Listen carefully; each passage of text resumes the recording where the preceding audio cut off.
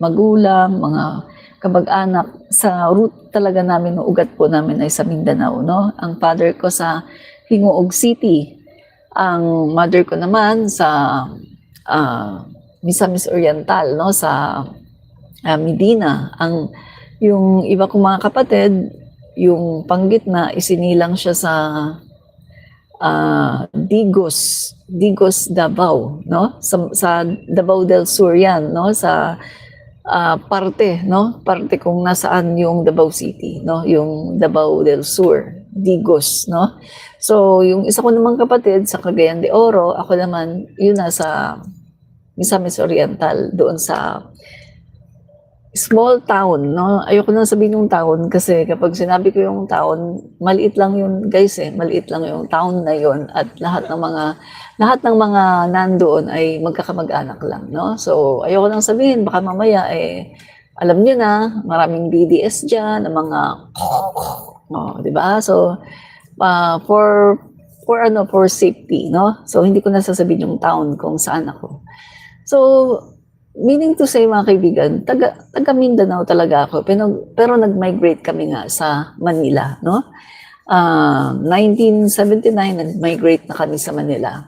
So, eto, kausap ni Sara Duterte dito ay mga taga Mindanao, no? Kasi sabi niya dito ay plastic daw, no? Kikapoy na daw siya daw ay napapagod na sa kaplastikan ng mga taga Manila. So bakit ba ito nasabi ni VP Sara Duterte na napapagod na daw siya sa kaplastikan ng mga taga Manila? Guys, ang pinaparinggan lang naman dito ni Sara Duterte ay walang iba, kundi etong si Mayor Isko Moreno. No? Si Mayor Isko Moreno po ang pinaparinggan dito ni Sara Duterte. Ay marami pong salamat at love and peace. God bless always, Admin Rich. God bless din po, no? So, ayan po mga guys, no? Ang pinaparanggan po niya dito ay si Mayor Isko Moreno, no? So, alam naman po natin mga kaibigan na si Mayor Isko Moreno at saka si PBBM ay nag-meet, no? Nag-meet po sila.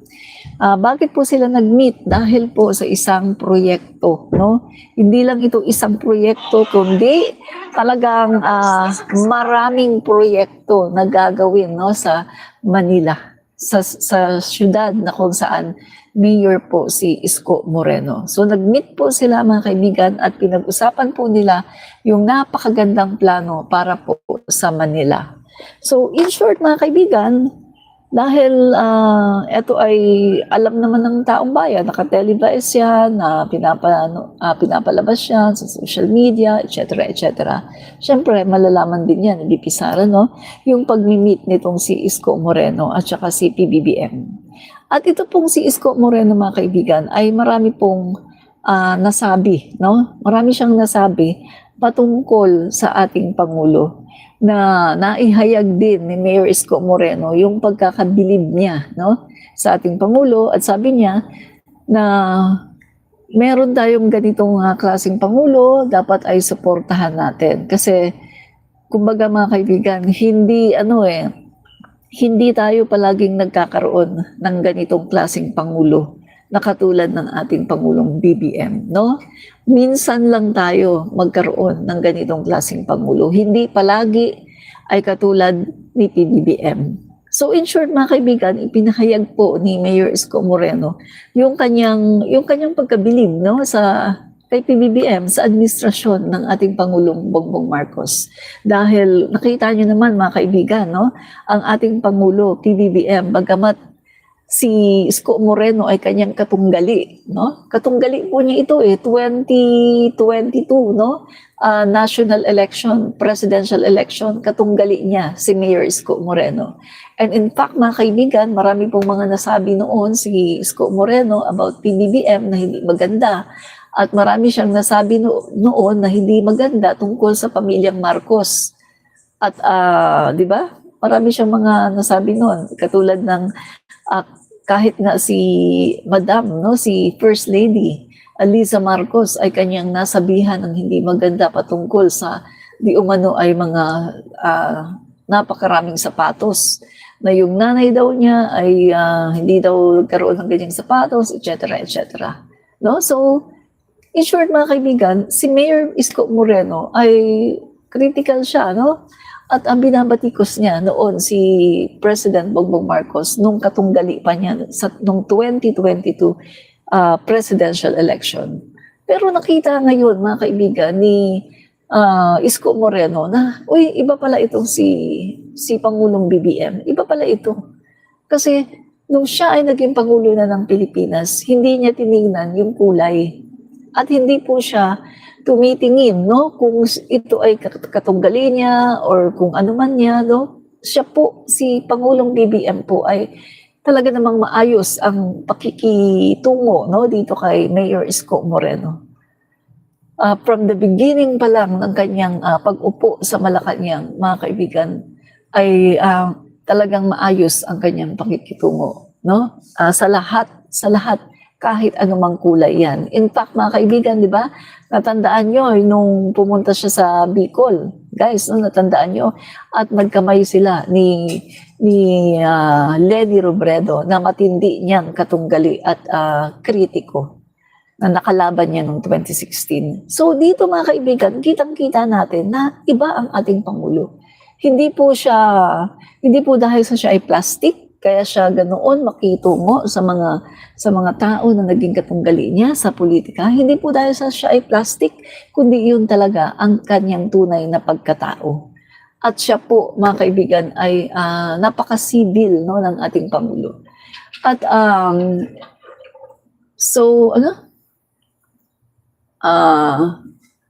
Winnie Wambo, so gay counts.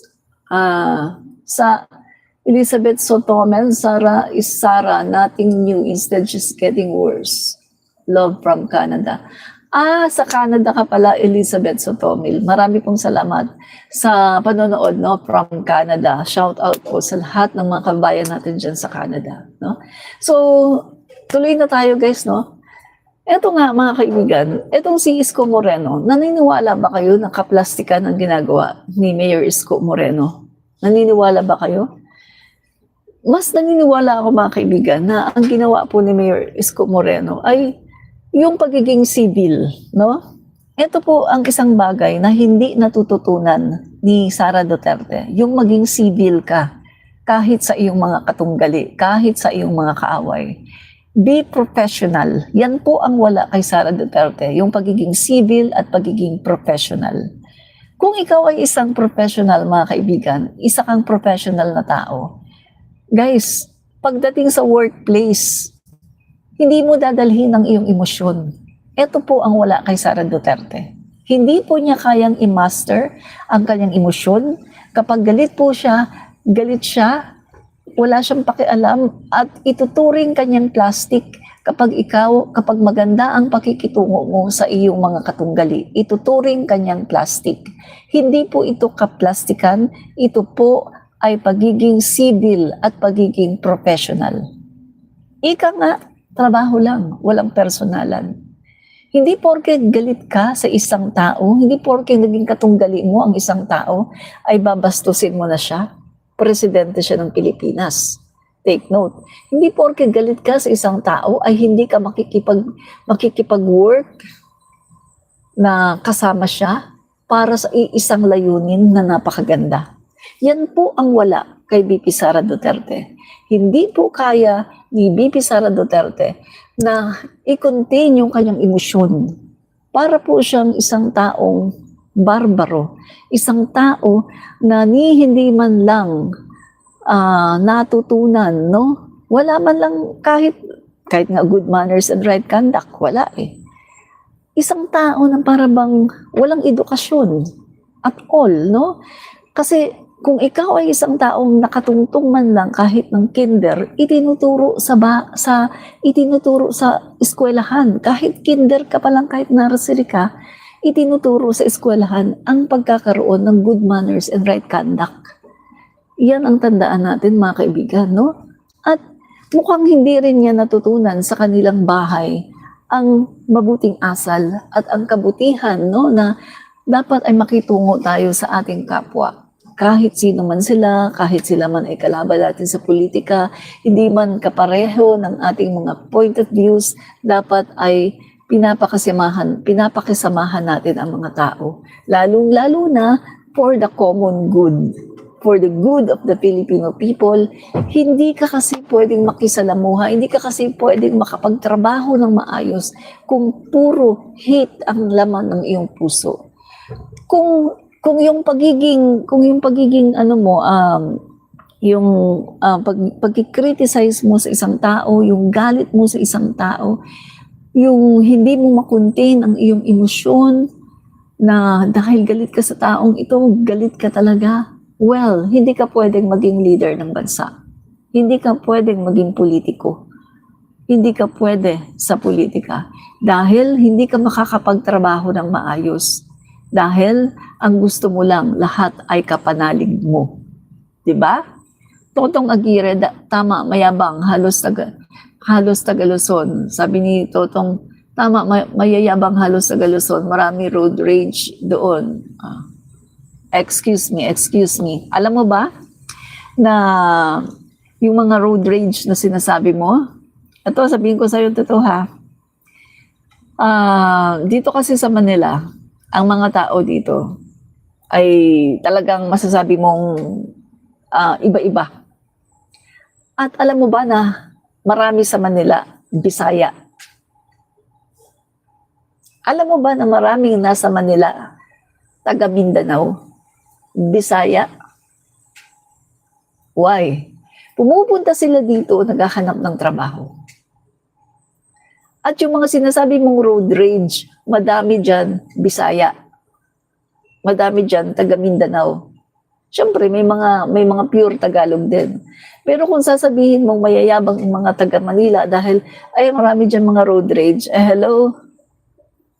Madami, halos dito sa Manila, marami mga taga-probinsya pumupunta ng Manila. Tingnan mo yung mga komunidad dito sa Manila. Or sabihin na natin Metro Manila, no? Metro Manila. Lahat ng lugar dito sa Metro Manila. Madami Bisaya, taga Mindanao, taga Cebu, taga kung saan-saan. Visayas, Mindanao. Bakit? Pumupunta dito, naghahanap ng trabaho. Ang tao sa Metro Manila ay assorted, kumbaga sa biscuits. Assorted, iba-iba, mix. Hindi porkeng nasa Manila ay sasabihin mo pure na taga Manila. Hindi. Iba-iba ang tao sa Manila. Kaya nga, doon sa pagsasabi ni VP Sara Duterte na ang taga Manila ay mayayabang, nagkakamali siya doon. Nagkakamali siya. Dahil ang mga tao na nasa Manila ay hindi lahat taga Manila. In fact, kaunti nga lang ang pure Manilenyo. Yun ang sabihin ko sa inyo. Kaunti lang ang pure na Manilenyo sa Manila. Diba? So, itong si VP Sara Duterte, mga kaibigan, hindi siya professional. Wala siyang professionalism, wala siyang yung sense of pagiging civil, wala siyang ganun. Hindi niya natutunan yan. Hindi niya natutunan sa bahay, hindi niya natutunan magmula nung kinder siya o grade 1 hanggang matapos siya ng college. Wala siyang natutunan at all sa pagiging civil at sa pagiging professional. Sabi nga, di ba mga kaibigan, kapag nasa workplace ka, kailangan professional. Magkagalit kayo, nagbabangayan kayo outside work, pero kapag nasa workplace kayo, kailangan kayo magtrabaho for the common good. Iyan ang wala kay Sara Duterte. Kaya hindi talaga siya pwede maging leader ng ating bansa. Dahil ang leader ng isang bansa, kailangan may malawak na isip, kailangan ay malawak ang pananaw sa buhay. Hindi yung, kalaban ka, itsapwera ka, hindi ako dyan makikipag-usap, hindi ako dyan makikipagtrabaho kasi hindi ako plastic. Ganyan si Sara Duterte. In short, hindi siya professional, hindi siya civil. Yan si Sara Duterte, mga kaibigan, no? So, hindi po siya pwede na maging Pangulo ng Pilipinas. Hindi siya qualified maging Vice President of the Philippines. Tingnan yung nangyari sa atin ngayon. Isang tao na hindi qualified maging Vice President ay naging Vice President ng Pilipinas. Kaya anong nangyari sa atin ngayon? Oh. Guys, sayang ang pinapasweldo natin. Meron tayong pinapasweldohan na 300,000 a monthly.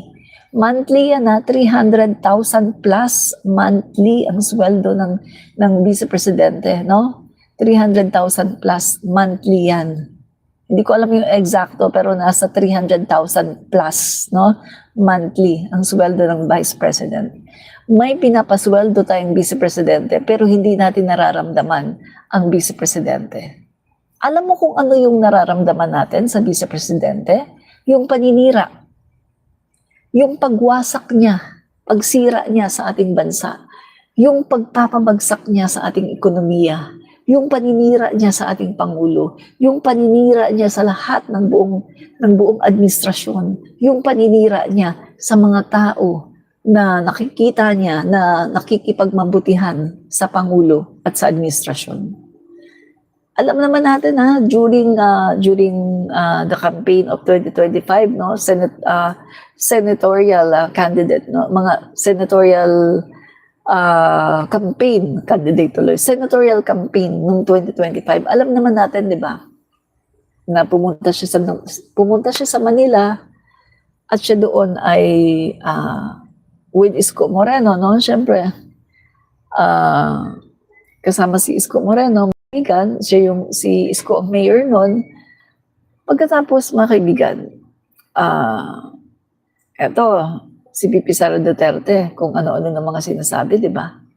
Na ito daw si Joel Chua, ganyan-ganyan, o kung ano-anong mga pinaggagawa niya, may hawak siyang apple, sabi pa niya doon sa isang kongresista, ganun daw, isalaksak daw yung apple sa bibig hanggang, alam niyo na, magganon, no? Si Joel Chua.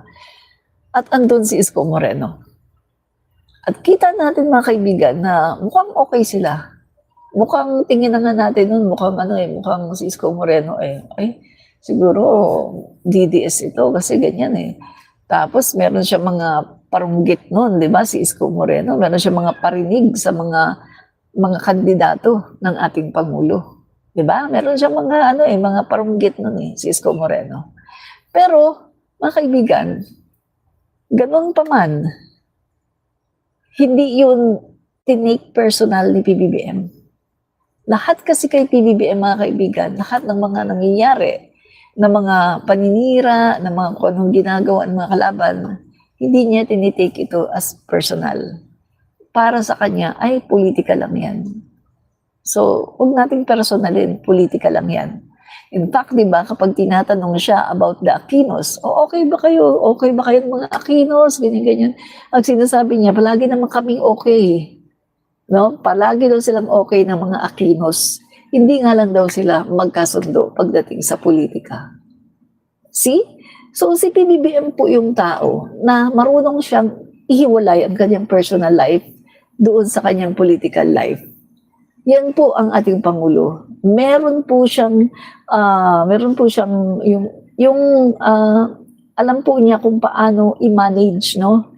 Yung i-manage niya yung kanyang buhay na personal at politika. Alam din niya kung pinupolitika lang siya ng tao o pinipersonal, no? So yan po ang isang bagay na wala kay Vice President Sara Duterte.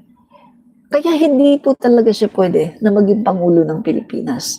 Dahil ang mga ganyang klaseng tao na katulad ni Vice President Sara Duterte, pag naging Pangulo ng Pilipinas yan ang gagawin yan, mga kaibigan, puro paghihiganti. Wala tayong mararanasan na paglago ng ekonomiya. Pag si Sara Duterte ang naging Pangulo, wala tayong mararanasan paglago ng ekonomiya kasi maghihiganti lang siya.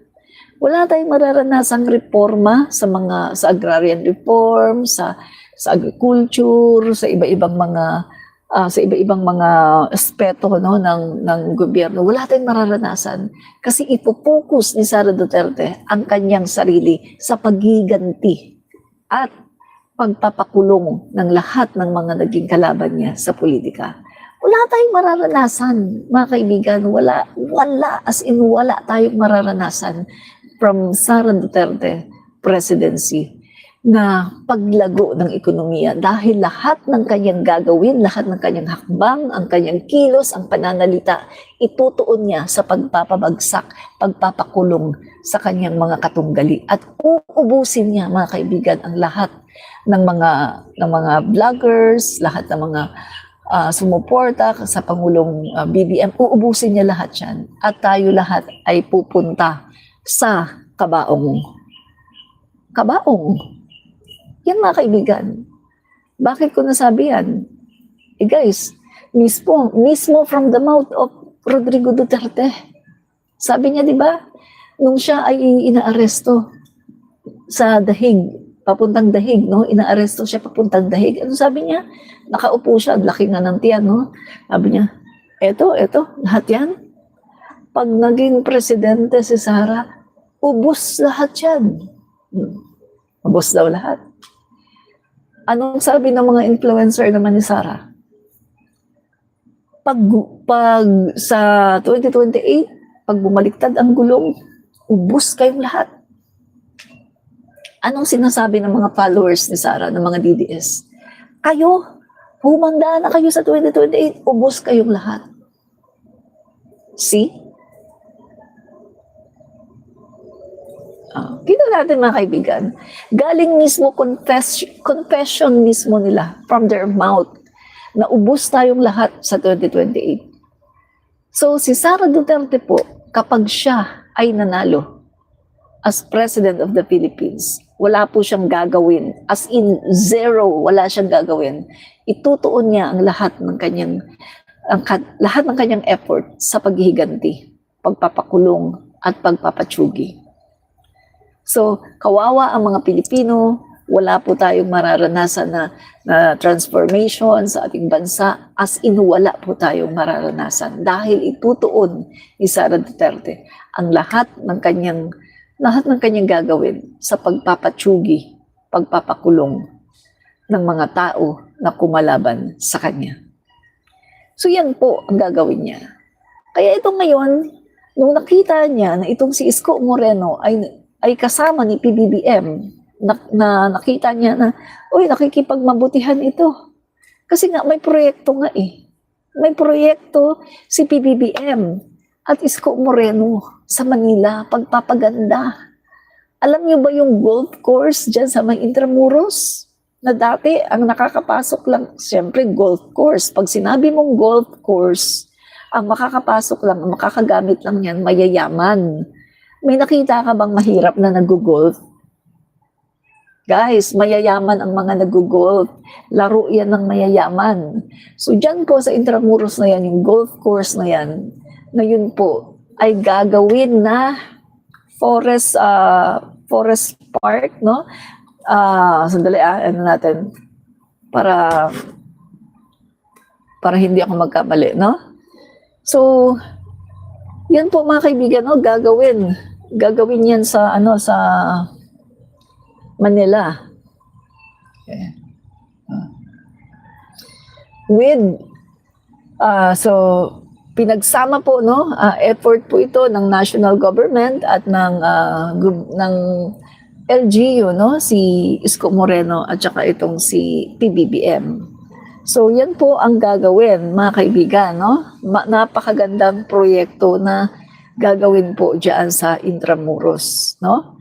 So, sabi ko nga, maganda po ito, mga kaibigan, dahil alam naman natin na uso na ngayon yung baha, may climate change na, at yung golf course na yan, kapag ginawa yung forest park, yan po ay magiging kapaki-pakinabang, no, sa mga taga Manila. Kasi alam naman natin, pag forest park, maraming itatanim dyan, mga puno-puno, mga halaman, at marami pang iba, lalagyan pa ng mga iba-ibang amenities, for tourism na rin, no? So, yan po ay magandang pasyalan. So, makakapunta na po dyan kahit ang mga mahihirap tayo na mga mahihirap ay makakapunta na rin dyan. Samantalang dati, pag sinabi mong golf course, mayaman lang talaga ang nakakapunta. Pero ngayon po, pati po mahihirap ay makakapunta na rin, no? So, napakaganda po niyan, guys, no? Dali. Natin. Yan. Napakaganda po niyan, guys, na pasyalan, no? Kaya, yan, sandali natin. Wait, guys, Okay. Grabe kasi ang Pangulo natin, ang daming ganap. Kapag 2 days, take note 2 days ka pa lang na hindi nakakapag-scroll. Halimbawa 2 days ka pa lang hindi nakapag-scroll sa presidential communications, wala na. Ang dami na natabunan na yung kasi sobrang ang daming ganap ng Pangulo natin. Napakasipag, grabe. So ito yun, guys, no? Mas madami ng lugar para mamasyal sa tabi ng makasaysayang Ilog Pasig. Ngayong bukas na ang Phase 4 ng Pasig Bigyang Buhay Muli. Ito yung kay FL Lisa Marcos, no? Sandali, mamaya na yan. Yung kay PBBM at kay Isko muna. Ito na, guys, no? So ito yon, yan. President Marcos, Mayor Isko meet in Malacanang to discuss proposed Intramuros Forest Park. Other key Manila projects. President Ferdinand R. Marcos Jr. and Manila City Mayor Isko Moreno Dumagoso met on Friday, October 17 to discuss cooperation in the implementation of major legacy infrastructure and urban renewal projects in the nation's capital. The discussion centered on the city's blueprint for sustainable development and the alignment of local and national infrastructure priorities. Aside from the proposed Intramuros Forest Park, Mayor Isko Dumagoso also presented to President Marcos other projects under Manila's 10-year Comprehensive Development Plan, which were earlier endorsed by the City Development Council. No? So, napakaganda po ng gagawin. Ito po si Mayor Isko.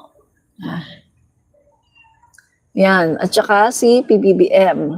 Nag-meet po sila sa Malacanang. Yan.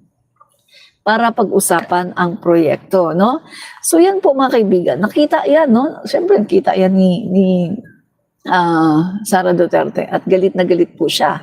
Kaya tinawag po niya na ang mga taga Manila daw ay mga plastic.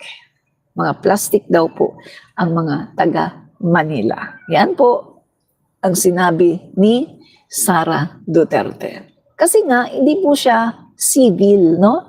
Si Sara Duterte po, kahit kailan ay hindi siya civil. Hindi po siya marunong maging civil dahil siya po ay spoiled brat at hindi po niya alam kung paano maging civil, no? Yan po si Sara. Yan. Okay. So, tingnan natin yung So, pinakita ko na sa inyo, no? Sinabi niya na ang mga taga Manila daw ay hindi civil. Hindi civil tuloy. Ang mga taga Manila daw ay plastic, no? So, okay.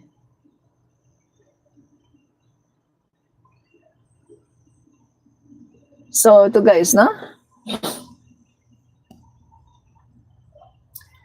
Ito naman ang sinabi ni Isko Moreno.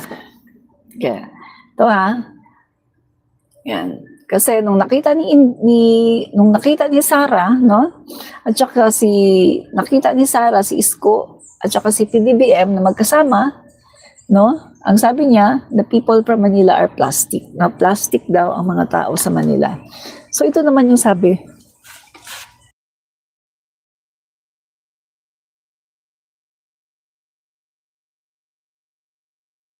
Natching lang ako, guys. Ito naman ang sinabi ni Mayor Isko Moreno, no? Ang sabi ni Mayor Isko, para bang pag mahirap ka, wala ka ng karapatan umangat dahil hindi ka katanggap-tanggap sa kanila na mga moralista, mga disente kuno. Pag hindi ka sumang-ayon sa kanila, sa impyerno ka mapupunta. Mayor Isko Moreno. Yan. Yan, no? So, diba tama? Tama si Mayor Isko Moreno, no? Yung problema dito sa Pilipinas ay hindi naman yung hindi naman yung kung anong klase kang tao kundi ang problema sa Pilipinas ay may mga tao na katulad ng mga DDS na kapag hindi ka nila kapanaling, kapag hindi ka maka-Duterte, sasabihin nila na mali yung ginagawa, sasabihin nila na kung hindi ka adik, bangag ka. Yan po ang mga DDS yan ang kanilang naratibo, di ba? Sasabihin nila, ang lahat ng tao na galit kay Duterte kung hindi bangag NPA. O, di ba? O, ganyan po ang mga DDS. Pero yung kanilang mga salita ay nagde-describe sa kanila. Kasi sino ba ang well-known sa pagiging bangag? Sila, yung mga idolo nila, well-known sa pagiging bangag. Sino ba yung well-known sa pag ganon? O, yung mga idolo din nila, 'di ba? So lahat ng mga sinasabi nila ay NPA ka. O, ay bangag ka. Lahat 'yon ay nagde-describe sa kanila, 'di ba? Sila po ang tunay na mga plastic. 'Di ba? So hindi po kaplastikan ang pagiging civil. Hindi kaplastikan ang pagiging professional.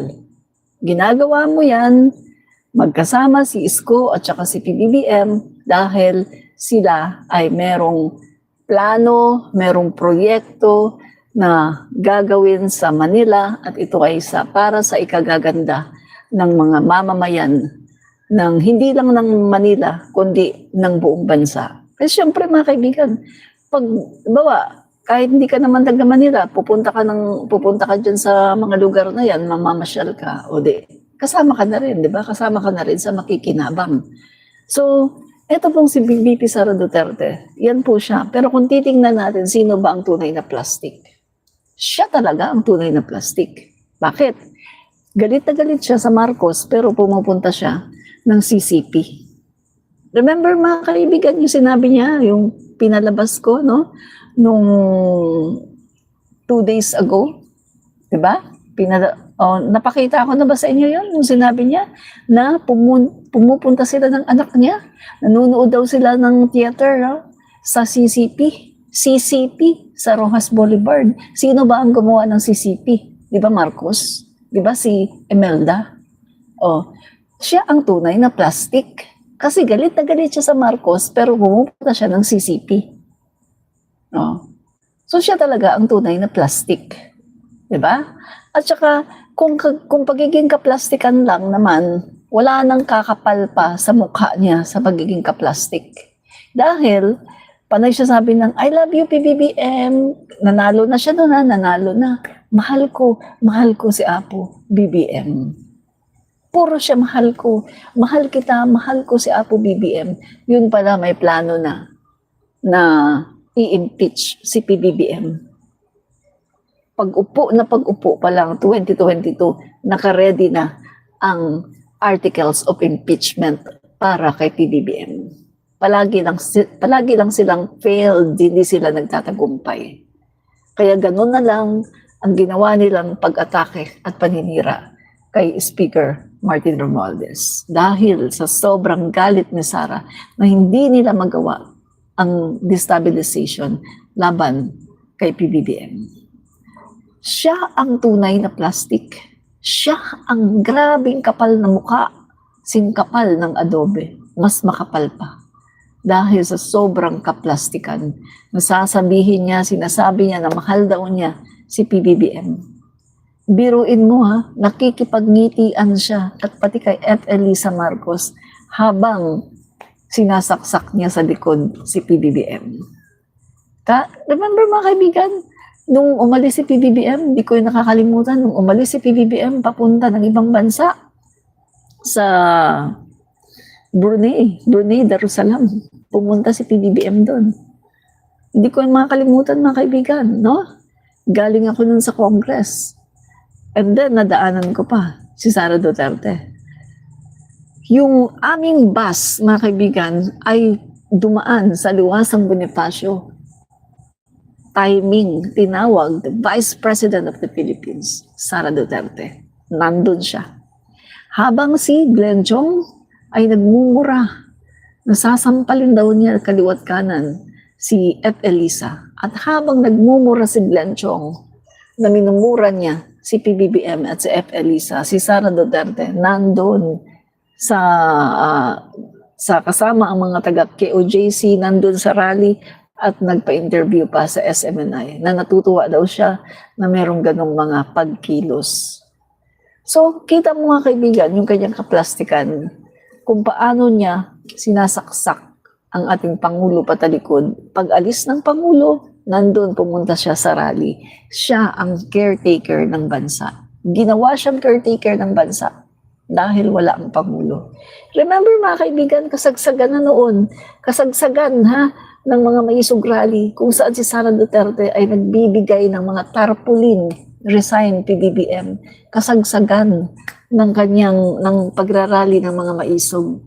At pag umaalis si PBBM, si Sara Duterte ang iniiwan as caretaker of the Philippines, pero sinasaksak ng ating Pangulo patalikod sa pamagitan ng pagpunta sa mga rally na yon na kung saan yung rally ay tungkol sa pagpapabagsak kay PBBM. Makes sense. Kaya, sino ba ang tunay na plastic? Siya ang tunay na plastic. So, yung sinabi niya mga kaibigan na plastic daw, ang mga tao sa Manila ay nagsasalamin sa kanyang sarili at sa kanyang mga kasama. Sila ang tunay na plastic. Diba? Plastic. Sila ang mga tunay na plastic. Yan. Business ng Duterte, droga, TYT gas. Alam mo, TYT gas, parang open secret na yun sa Mindanao eh. Yung sinasabi mo na business ng mga Duterte, droga, parang open secret na siya sa Mindanao. Kasi yung mayor ng Cagayan de Oro mismo ang nagsabi, di ba, na bantayan daw no yung mga truck na galing sa Davao na pumupunta sa Cebu na nagdadala ng mga goods, no, relief goods, bantayan daw. Kasi maaring meron daw nakapag ano sa kanya, nakapagsabi na pwede daw itong gamitin ng alam mo na, Duterte Network sa kanilang business, di umano sa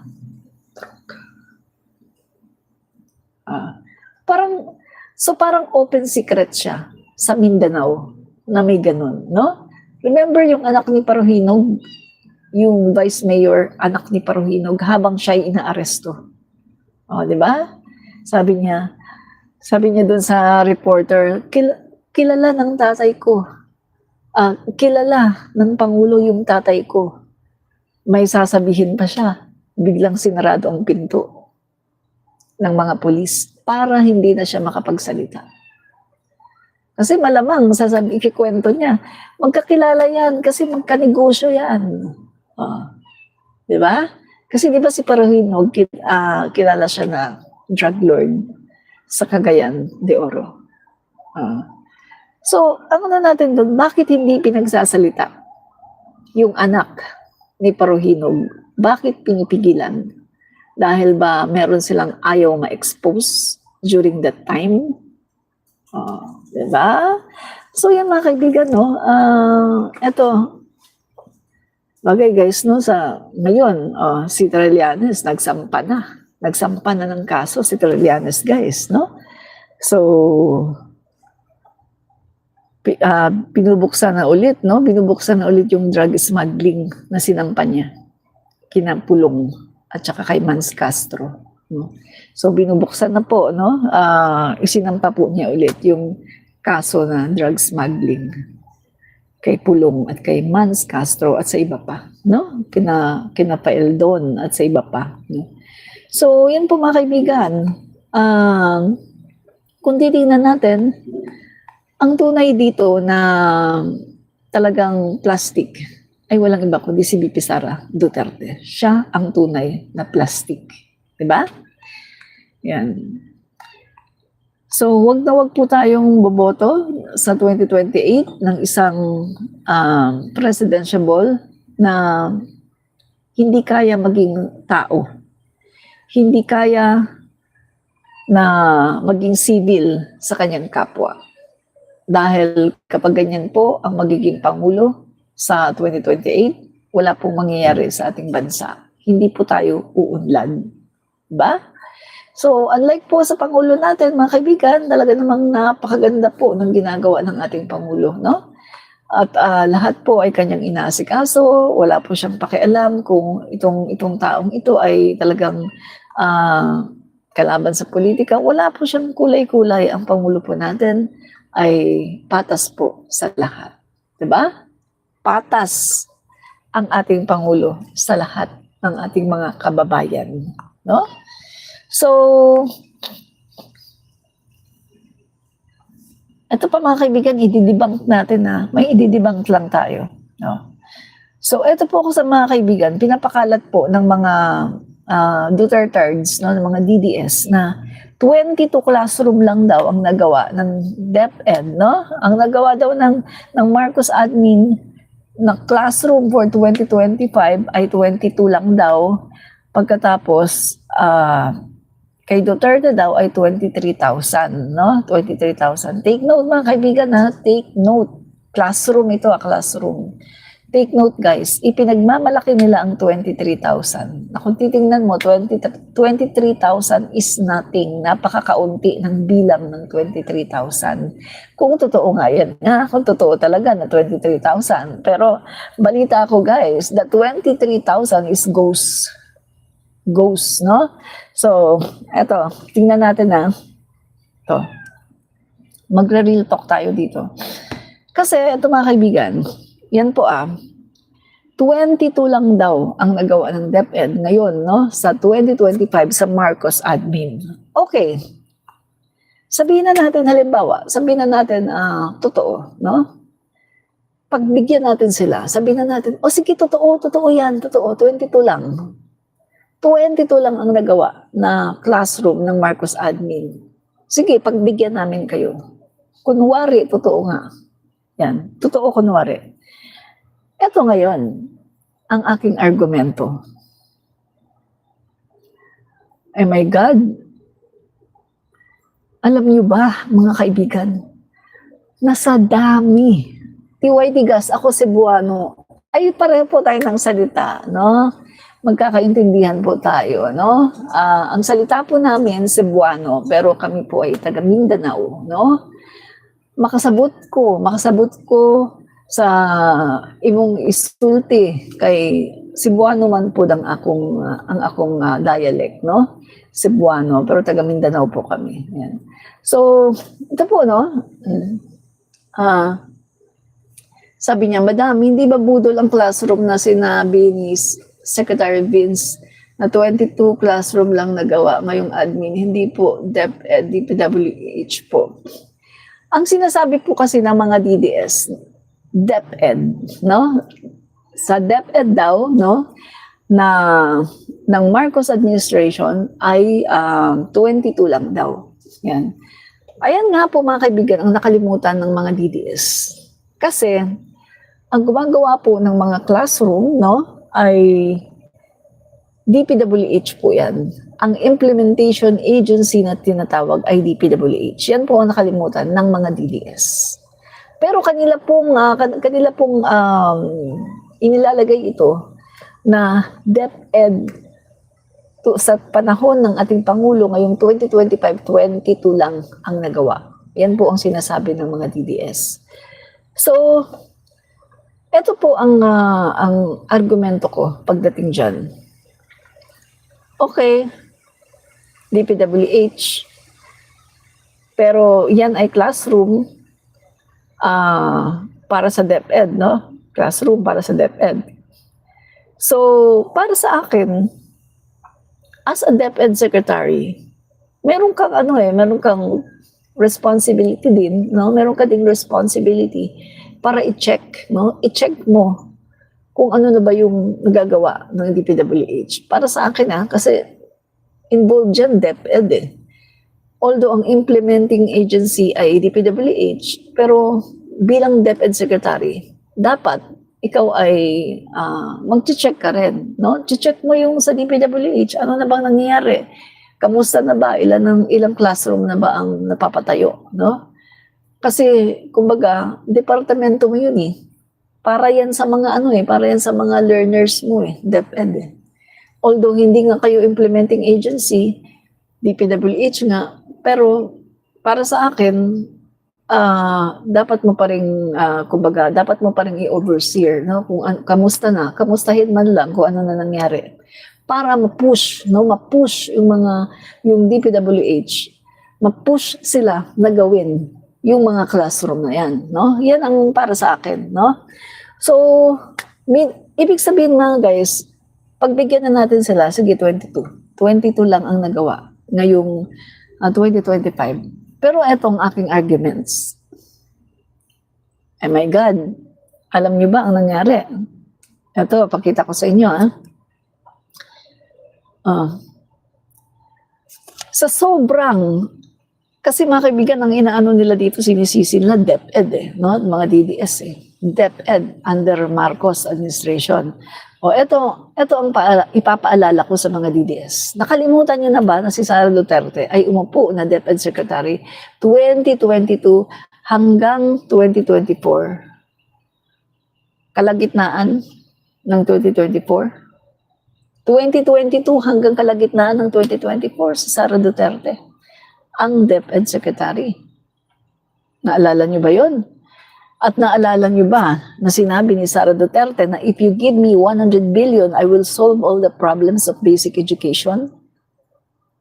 So ito yung sinasabi ko, given na 2022 lang ang nagawa ngayon na classroom sa 2025, sinasabi ko nga na kung nangyari man ito, kung katotohanan man ito, malamang dahil ito sa kapabayaan ng past administrasyon ng DepEd na walang iba kundi si Sara Duterte. Remember mga kaibigan, ito po yung target ni Sara Duterte sa DepEd, no?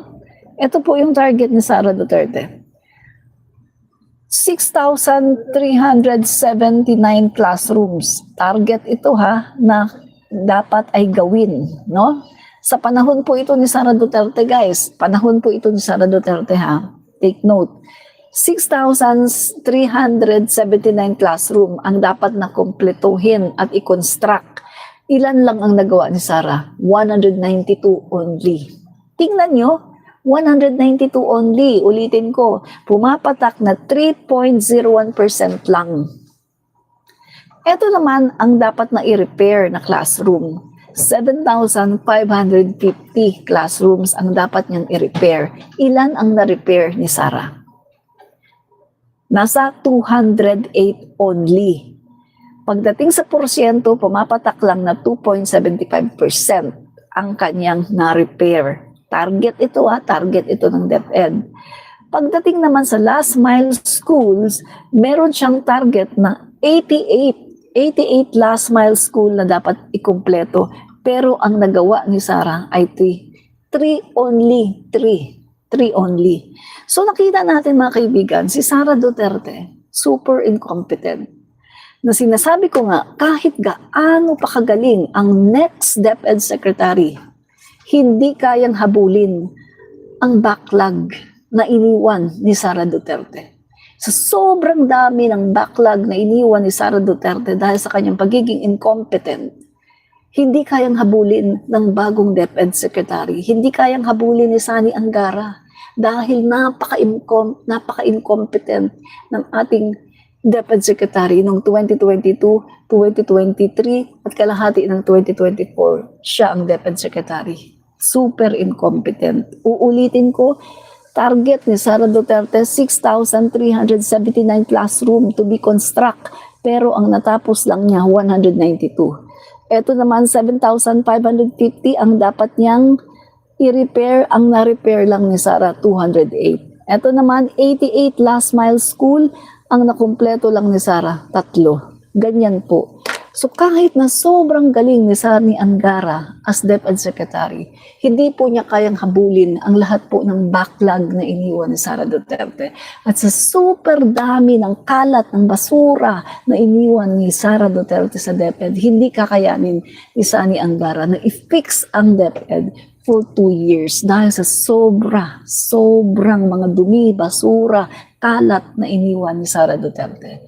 But in fact, mga kaibigan, may nakikita tayo na progress sa DepEd. Alam niyo ba yung progress na nakikita natin sa DepEd, mga kaibigan? Guys, katulad na lang ng kalat na iniwan ni Sara Duterte na napakaraming ghost students. Alam niyo ba? Nabawi, mga kaibigan, no? Tingnan natin yung balita. Alam niyo ba kung ilang milyon ang nabawi? Yan.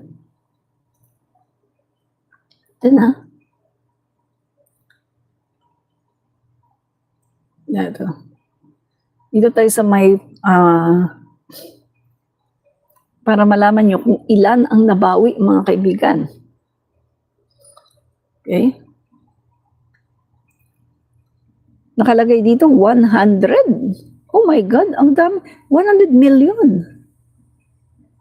100 million, mga kaibigan, ang nabawi. Dito sa GHOST, no? GHOST students, mga kaibigan. Ito under the administration of Sara Duterte. O, kita niyo yan. Kung titingnan natin, mga kaibigan, 100 million is a huge money. Napakalaking pera yan, pero nabawi ito. Nabawi ito ni Sani Angara. So nakita niyo, mga kaibigan, diyan pa lang grabe na ang effort ni Sani Angara, ni DepEd Secretary Angara. Grabe na ang effort niya sa pagbawi diyan.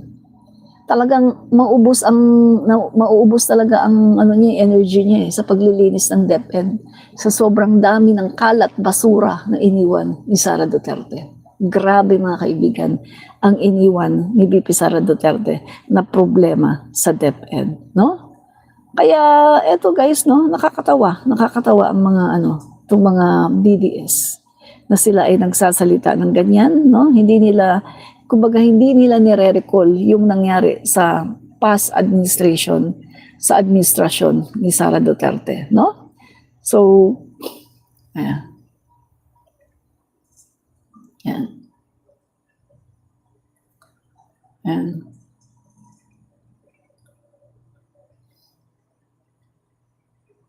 Dali, ano ko lang. Ano ko lang to para hindi ako nahihirapan sa pagbabasa. Yan.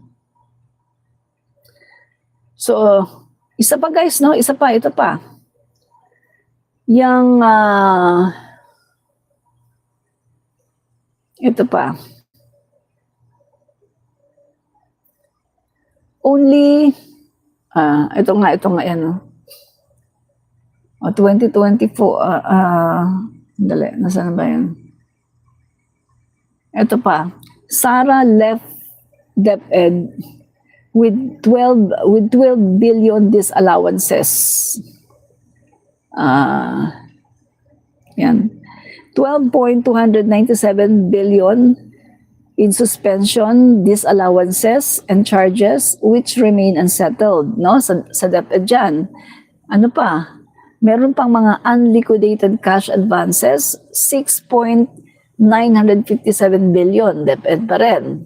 Meron pang 15.486 billion. Ito naman yung mga delayed, partial, non-implementation of various programs, activities, and projects. Ito pa. Yan. Ang sabi pa ng COA, dapat daw ibalik daw dapat ng DepEd ang 12.3 billion misuse budget, no? Under ito sa pamumuno ni Sara Duterte. So, super, mga kaibigan, ang daming iniwang kalat ni Sara Duterte. Tapos, nandito pa yung zero accomplishments in its procurement of ICT equipments as of December 31, 2023. The Commission on Audit said in its report, no? So, zero accomplishments in its procurement of ICT equipments. And according to COA's 2023 annual audit report on DepEd, the agency did not, take note ito ang sabi ng COA annual report sa DepEd, the agency did not met the program's 2023 targets of procuring 2,349 e-learning cards, 2,648 smart TVs, 12,022 laptops for teaching personnel, and 7,588 laptops for non-teaching personnel. At eto COA bought 0 ICT packages, no? So, ayan mga kaibigan, marami dito mga undelivered. Mga kaibigan sila ay bumili ng mga ICT packages, andyan yung mga laptop, mga ibang gadget, no? Pero, mga kaibigan binayaran pero walang delivery. Yan po ang nangyari, no? So, ang dami pong iniwan, no, ni VP Sara Duterte na kalat sa DepEd. Ang dami pa, meron pang bilyon-bilyon na nasira na mga Nutriban, na mga milk, na sumakit yung tiyan ng mga bata, no? May mga na ospital, etc., etc., mga kaibigan, no? Kasi may mga bukbuk, may amag, kung ano-ano, no? Na mabaho na yung mga Nutriban pinapakain sa mga bata. May mga milk na expired. So, ang dami pong iniwan. Ang dami-daming iniwan na kalat ni Sara Duterte dito sa DepEd. Kaya nga, ang sabi ko guys, no, kahit maglagay pa tayo, kahit napakagaling pa ni Sani Angara, hindi po niya mahahabol. Hindi po niya mahahabol yung kasi ang kailangan niya munang linisin. No? Nililinis na muna lahat ng kalat, lahat ng basura na ginawa ni Sara Duterte. Pag nalinis niya, saka pa lang siya talagang fully makakagawa ng mga kanyang mga programa, ng kanyang mga... Pero guys, magaling talaga si Sani Angara kasi nakita naman natin, malaki na po ang naging progress ng DepEd. At talagang grabe guys, no? Kitang-kita natin na yung ating mga kabataan, yung mga dating hindi nakakabasa dahil sa programa din ng ating Pangulo, Tara Basa, ngayon ay nakakabasa na. At talagang gumanda po, no? Nag-level up yung DepEd natin, unlike sa panahon ni Sara Duterte. Kaya nga nakakatawa mga kaibigan na siya pa talaga yung nagsasalita. Si Sara Duterte pa talaga ang nagsasalita about the education in the Philippines. Na napag-iiwanan na daw tayo na ballpen, lapis at papel lang daw. Eh my God, DepEd Secretary ka noon.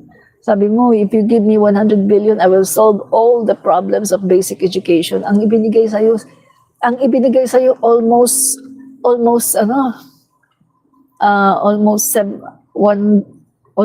trillion nga ang binigay sa kanya no? Mga kaibigan, pero hindi niya nagawa yung sinasabi niyang pagyayabang, no? Sabi niya, if you give me 100 billion, I will solve all the problems of basic education.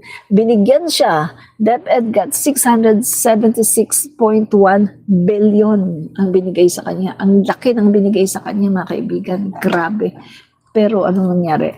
Walay nangyari, mga kaibigan. No? Ganun siya, ka-incompetent. Kaya ang sabi ko, ayan talaga ilalagay nyo as President of the Philippines. Hello, mga DDS. Huwag kami dahil hindi kami tanga. Huwag kami dahil hindi kami bugok na katulad nyo. Huwag kami, no? Kayo na lang, ilagay nyo siya, gawin yung Pangulo sa Davao. Pero dito buong Pilipinas, no way. No? Huwag kami, no? Ayaw namin. Ito pa mga kaibigan, another pagkapahiya ni Sara Duterte. Pahiyang-pahiya siya dito mga kaibigan. Makinig kayo Pahiya na naman talaga siya guys, no? Grabe, palagi na lang siya napapahiya. Okay. Makinig kayo guys. Ito po. Narinig niyo ba yung nagmagaling siya guys, nagmagaling patungkol sa nagsalita siya no sa isang event patungkol sa paglaban daw sa korupsyon. At ang sabi niya mga kaibigan, ang paglaban daw sa korupsyon, dapat daw digitalization. Dapat daw i-digitalize, no? Digitalization daw dapat, no? Sabi niya. So, eto mga kaibigan, ang dami niyang mga pinagsasabi dito, guys, no? Ang dami niyang mga kung ano-anong mga bagay na sinasabi. Dali Yan natin. Yan ko lang para mabasa ko. Ano bang mga sinasabi niya tungkol sa digitalization? Nagyayabang siya, guys. Nagyayabang siya. So, ito yon. Sabi niya, as we digitize, we automate our processes, make data and all government transactions seamless, borderless, and transparent, and we leave no room for scrupulous backdoor transaction. We take away the power to corrupt leaders, to manipulate public funds, and capitalize on people's money for their personal interests, greed, and political ambition. Siya pa talaga ang nagsabi. Coming from Mary Grace Piatos. Siya pa talaga ang nagsabi. Sabi ko nga sa inyo mga kaibigan, wala siyang karapatan na magsalita ng ganyan. Dahil, guys, meron siyang napakadami ng ebidensya against her.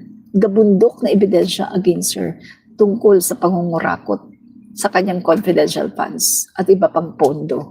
Kaya wala siyang karapatan na magsalita ng ganito. As in, wala siyang karapatan na magsalita ng ganito. No? So, yung sinasabi niya na yan, guys, no? Nakakaawa siya. Alam niyo kung bakit siya nakakaawa? Ito kasi yan eh. Si Sara Duterte, mga kaibigan, diyan sa sinabi niya, halatang-halata na talagang wala siyang alam sa Pilipinas. Halatang-halata na talagang wala siyang alam sa ginagawa ng gobyerno. Bakit kasi siya magkakaroon ng alam at knowledge, palagi siyang nasa ibang bansa at palagi siyang namumulitika. Kaya totally wala siyang alam sa ginagawa ng Pangulo at sa ginagawa ni PBBM. Hindi alam ni Sara, mga kaibigan, na sinasuggest pa lang niya, nagawa na ni PBBM yan. At siya, mga kaibigan, ay marami nang nakinabang sa ginawang yan ni PBBM. At take note, hindi ba niya alam na nirecognize pag globally yung ginawang yan ni PBBM na pag-digitalize ng mga transactions ng gobyerno? Ano ba yung sinasabi ko? Dali, titingnan ko kung nandito yan na. Okay. Pakita ko sa inyo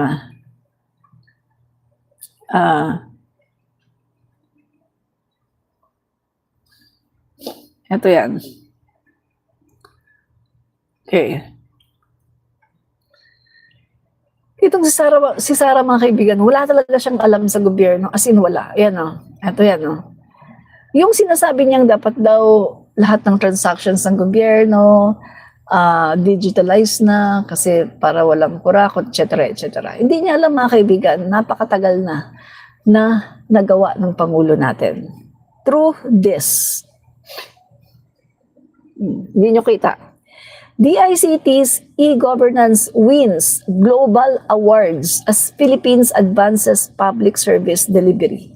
The Philippine government efforts to modernize public services have earned international praise with two digital platforms, eGov.ph Super App and e-government data exchange platform, eGov.dx or eGov.dx, winning top honors at the 2025 Gov Media Awards in Singapore.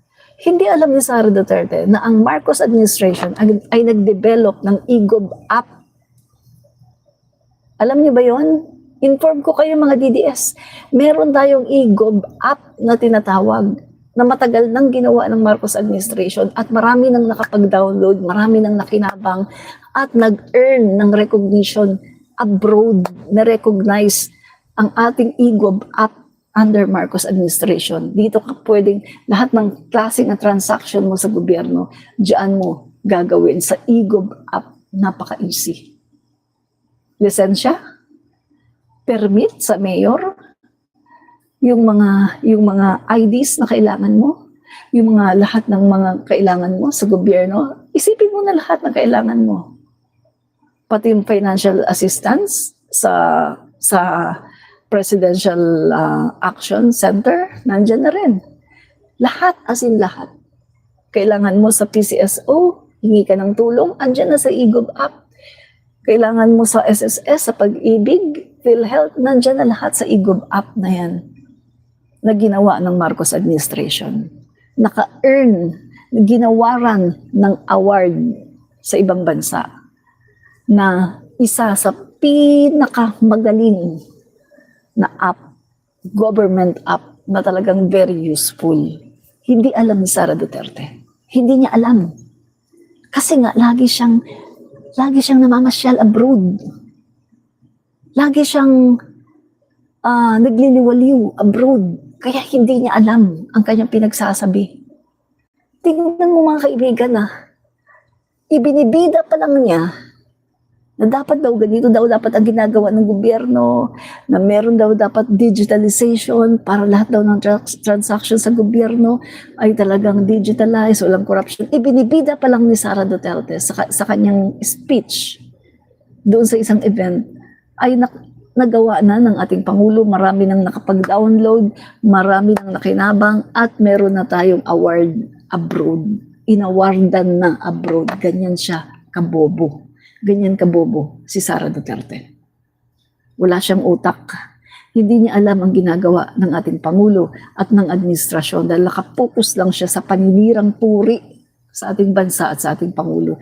Nakapokus lang siya sa pamamasyal abroad. Kaya wala siyang alam. Diba? So ipakita ko sa inyong egov.com kayong mga DDS, mag-download na kayo nito, no? Mag-download na kayo mga DDS para naman kayo ay kinilala sa 2025 Gov Media Awards sa Singapore ang eGov PH Super App at eGov DX. Isa na namang hakbang tungo sa mas malapit na serbisyong publiko tulong ng digital tools alinsunod sa direktiba ni Pangulong Bongbong Marcos. Yan. Okay, ito natin to. Okay. Hindi alam to ni Sara, mga kaibigan. Hindi alam ni Sara Duterte to. Kasi nga, wala kasi siyang alam. No? Kasi nga, puro lang paninira ang alam niya. Yan. So, the awards highlight the country's progress in fulfilling President Ferdinand R. Marcos Jr.'s directive to bring government closer to the people through secure, user-friendly digital tools.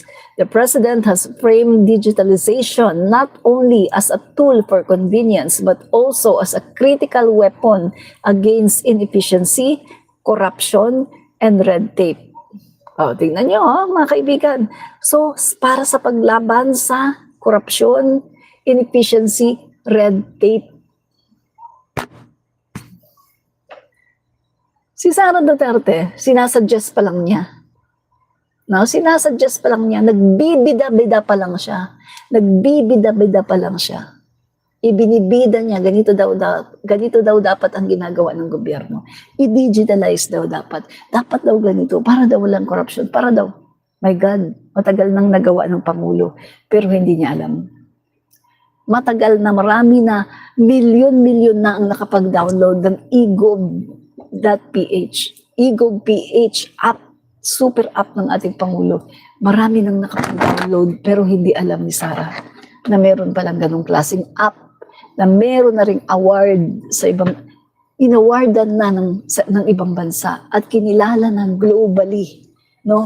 Ng global community, kinilala ang ating super app na napakaganda, napaka-efficient. Pero hindi alam ni Sara Duterte.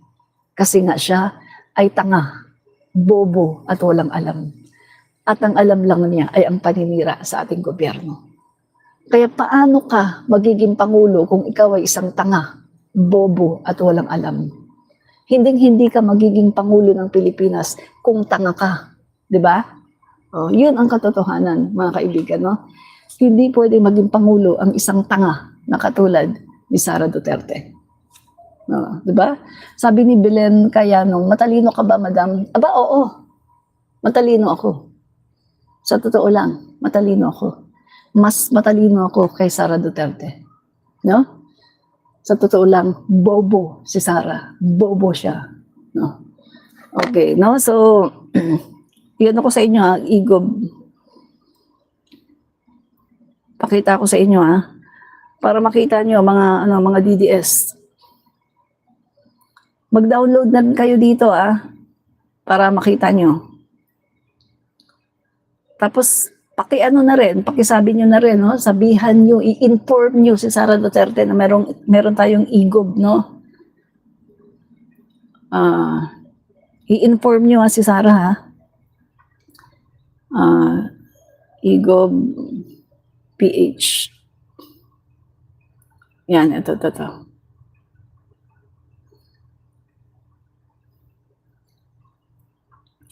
Yan. Igob PH. So, yung Igob PH ko, nandito sa cellphone ko na to. So, dito sa isang cellphone ko, wala. Kaya, ayan, ginawa ko, dinownload ko muna, para mabuksan ko siya, no? Para maipakita ko sa inyo kung ano ang laman ng Igob PH, para naman ma-inform kasi. Ma-inform kayo at para sabihin nyo na rin kay Sara Duterte na, madam, meron palang Igob. Yung sinasabi nyo pala na dapat mag-digitalize, na ganito, huli na pala kayo, madam, huli na kayo. No? Yun ang hirap kay Sara Duterte, huling-huli na siya sa balita. Kasi nga, hindi siya nakikibalita sa ginagawa ng gobyerno. Taong gobyerno, Vice President of the Philippines, walang alam paano kasi siya isang tanga at bobo. Sorry ha. Ako nagsasabi lang ako ng totoo. Kung hindi ba naman siya tanga at bobo, dapat kahit galit siya kay PBBM, inaalam pa rin dapat niya kung ano ang nangyayari sa gobyerno. Pero dahil galit siya kay PBBM, hindi niya inaalam kung ano ang nangyayari sa gobyerno, kaya siya ay tanga at bobo. Ulitin ko ulit. Yan. Sorry. Tanungin ko kayo, habang dina-download ang app, tanungin ko kayo, may matalino ba na hindi inaalam kung ano ang nangyayari sa gobyerno? Na naturingang Vice President, hindi niya alam kung anong nangyayari sa gobyerno, hindi niya alam kung ano ang progress ng gobyerno, hindi niya alam kung ano ang mga programa ng gobyerno, hindi niya alam kung ano na ang mga recognition na nakuha ng gobyerno at ng Pangulo. Hindi, wala siyang alam. So anong tawag sa kanya? Bobo. Tanga. O, diba? Yan ang katotohanan. Okay. Wait lang kayo ha, 65% download, 66% downloaded, 67. Wait lang kayo, papakita ko sa inyo ang Igob PH. Nang sa ganon, makapag-download kayo nito at tapos papakita ko na rin sa inyo kung ano ang mga benepisyo, no? Kapag nag-download ka nito, kung ano yung mga makukuha mo dito, kung ano yung tulong na ihahatid nito sa'yo. No? So, makinig lang kayo ha. Yan, 80% na, malapit na. Yan. 82%. 85, 87. Malapit na. DDS, Ninja Cup kayo. Yan.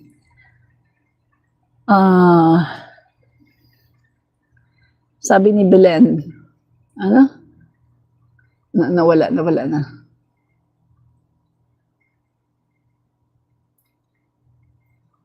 Yan. Ito na. Pakita ko sa inyo. Ayan ang Igob. Yan.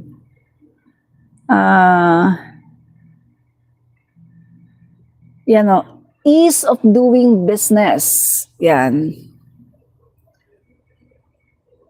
Ayan yung egob.ph. Sandali, nakalimutan ko yung password ko no? Hindi ko siya ma-open, kailangan kong mag-login, no? So, basta papakita ko na lang sa inyo. Ayan siya, pag bago ka mag-start yan, hihingan ka ng pangalan, ng mga data mo, no? Tapos dito sa egov.ph yan, mga kaibigan, nandyan na lahat ng transaction sa gobyerno, no? Yan ang kagandahan nito. Nandyan na lahat ang transaction sa gobyerno na alam mo, nandyan na lahat. As in lahat nandyan na. Yan po ang digitalization na ibinibida pa lang ni Sara Duterte, nagawa na ng Pangulo natin. Madami nang nakapag-download, madami nang nakinabang, at nakakuha na ng award internationally. Ganyan kagaling ang Marcos administration. Samantala, si Sara Duterte, iniisip pa lang niya at ibinibida. Napahiya tuloy siya. Napahiya, di ba? Kasi ibinibida niya. Ganito daw dapat, ganun dapat. Ayan may award na. Inawardan na ang egov.ph ng ating gobyerno. Ng ating Pangulo, BBM. Napahiya si Sara. Pahiyang-pahiya siya. Sabihin niyo yan sa kay Sara Duterte. Kung meron kayong direktang sa kanya, para lalo siyang mapahiya at mag-meltdown. Diba? Kasi wala siyang alam eh. Wala talaga siyang kaalam-alam sa ginagawa ng gobyerno. Wala siyang alam. Kasi nga siya isang tanga at bobo. Diba? Sorry. Mas matalino ako sa kanya. Sorry na lang, matalino ako sa kanya. Ipinanganak siyang tanga at saka bobo. Palibasa kasi tatay niya 75 lang eh. 7 years in high school, 7 years in high school, 75 pa. Diba? Yan. Naku, 122 na pala tayo. Yan.